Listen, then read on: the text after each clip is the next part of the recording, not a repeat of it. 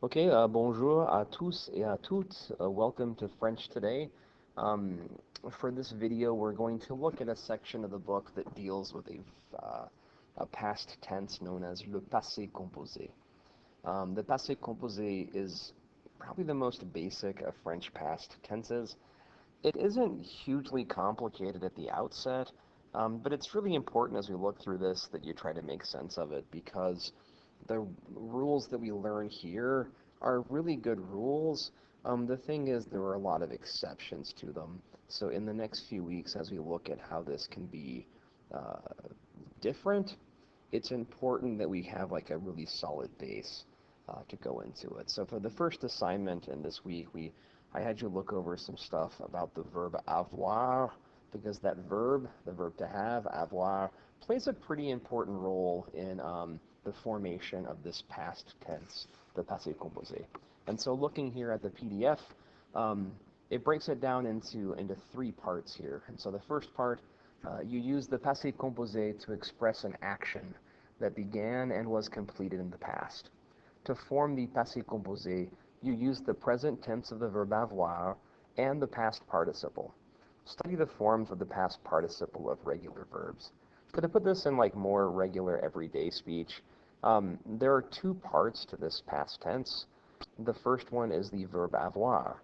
And so if you're trying to put a sentence together, you'll conjugate the verb avoir so that it matches your subject. And then the second part is you'll pair with the verb avoir the past participle, so a formation of the verb that you're actually trying to put into the past tense. And so here it describes different verbs that end in er, different ones that end in ir, and then some that end in re. And those are the three main or major families of verbs in the language. And so what it's telling us here is that for er verbs, you strip away that ending, er, and you replace it with an e that has an accent aigu. And so these sound the same, actually. Parler, parler. Jouer, jouer. I mean, it's the same sound. The er makes an a sound, and the e with an accent aigu also makes an a sound. So this is the second part of the passé composé. The first part is, again, the verb avoir. For IR verbs, you take off the IR and you replace them with just the letter I. So finir, to finish, becomes fini, finished. And choisir, to choose, becomes choisi, chose. For RE verbs, you strip off the RE and you put a U in its place. Perdre, to lose, becomes perdu, lost. And vendre, to sell, becomes vendu, sold. So again, you're pairing this with avoir. How does that look? Number 2 here shows us the forms. So for a verb jouer, to play, you have first off the conjugations of avoir, et, a, avant, avait, on, and then you have this past participle, which looks the same through all the different conjugations. So I played, j'ai joué. You played, tu as joué. He, she, or it played, il a joué. Nous avons joué, we played. Vous avez joué, y'all played. And then the two forms of they, ils ont and elles ont joué. So jouer again remains the same, it's consistent. The real conjugating here is avoir. So I played, you played, he played, we played, y'all played, they played. The same thing with the verb like choisir. It's the same avoir all the way through, only now it's paired with choisi, the IR verb. Perdre, perdu. You lost, tu as perdu.